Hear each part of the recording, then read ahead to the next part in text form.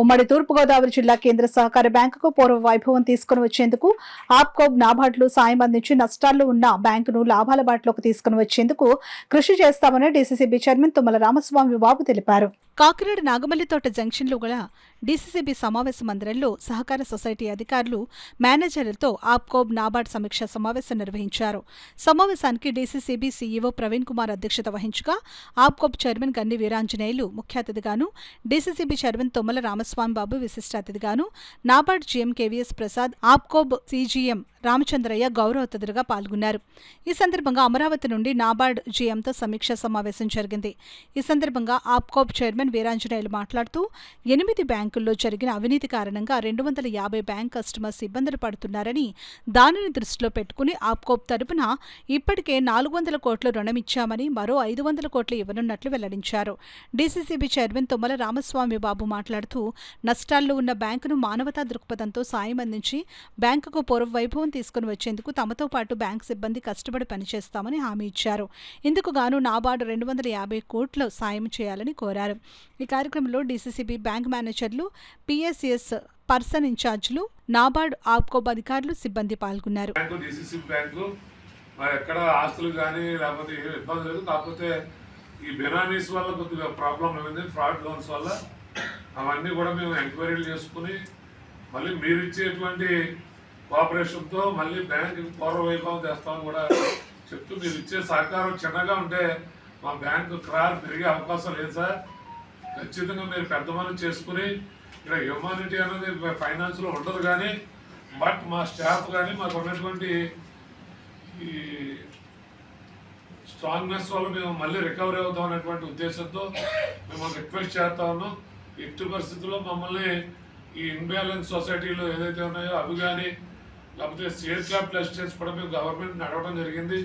ఒక 200 నుంచి 300 క్రోర్స్ మేము ఎప్పుడు మా ఆంధ్రప్రదేశ్లో అన్ని బ్యాంకులు తీసుకున్నప్పుడు కూడా ఈస్ట్ గోదావరి మేము తీసుకోలేదు సార్. చైర్మన్ గారు తీసుకోలేదు కాబట్టి ఈరోజు ఈ పరిస్థితి వచ్చింది. కాబట్టి కొన్ని అనివార్య కారణాల వల్ల మళ్ళీ అటువంటి పరిస్థితి రాకుండా ఈ బ్యాంకు ముందుకు తీసుకురావాలి, ఈ రైతాంగానికి సహకారం ఇవ్వాలనేటువంటి ఉద్దేశంతో నాబార్డు కానీ, ఆప్కాబ్ కానీ, మా డీసీసీబీ కానీ, ట్యాక్స్ కానీ రైతాంగాన్ని దృష్టిలో పెట్టుకుని చేయవలసినటువంటి సంఘాలు. కాబట్టి ఖచ్చితంగా మీకు కోఆపరేషన్ ఉంటే మేము సాయశక్తిలో ప్రయత్నం చేసి 2 years లోపలనే దీన్ని ఓవర్కమ్ చేయాలనేటువంటి ఉద్దేశంతో మేము అందరూ అదే దిశగా పనిచేస్తా ఉన్నాం.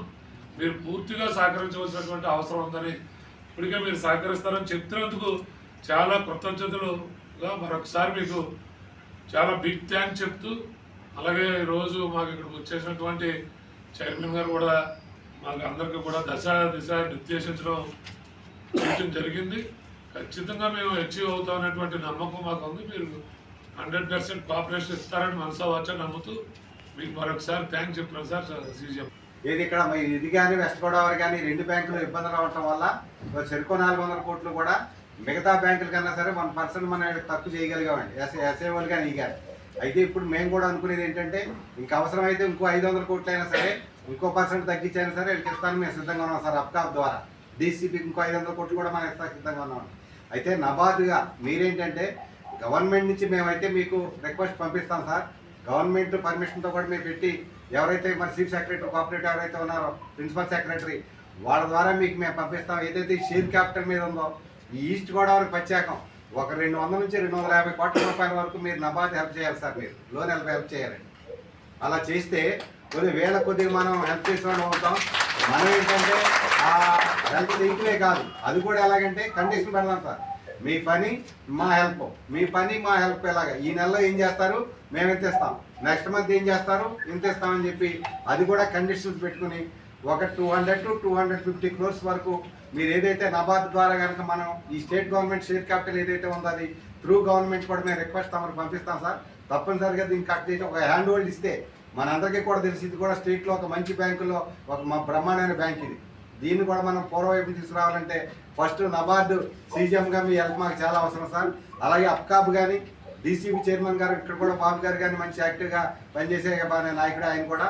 అందరం కూడా ఇక్కడ నాకు అర్థమైంది ఏంటంటే సార్, ఇక్కడ ఏదైతే 7 ఫ్యాక్స్లోనూ బాగా 400-500 కోట్ల వరకు ఫ్రాడ్ జరిగిందో ఆ ఫ్రాడ్ కన్నా ఎక్కువ బెనామీ ట్రాన్సాక్షన్ ఉందని అర్థమవుతుంది వాళ్ళ మాటలు బట్టి.